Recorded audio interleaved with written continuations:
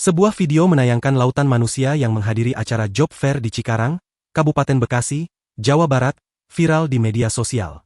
Dalam video yang beredar, terlihat lautan manusia yang sedang mengantre memadati kawasan bangunan yang menjadi lokasi job fair.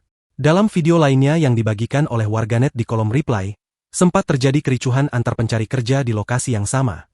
Kemudian, dalam video yang diambil dari lantai atas bangunan, terlihat para pencari kerja itu berdesakan di tengah ruang gerak yang sangat sempit, bahkan menempel satu sama lain.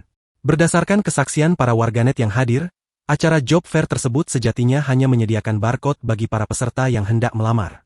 Dilansir dari Warta Kota Live, acara job fair ini diselenggarakan oleh pemerintah Kabupaten Bekasi di President University Convention Center Jababeka, Cikarang, pada Selasa, 27 Mei 2025.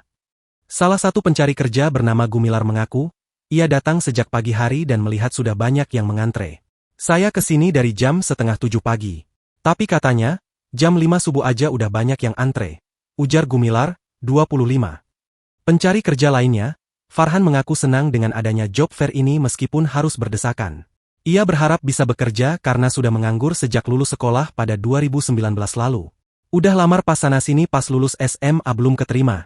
Semoga kali ini bisa bekerja, katanya.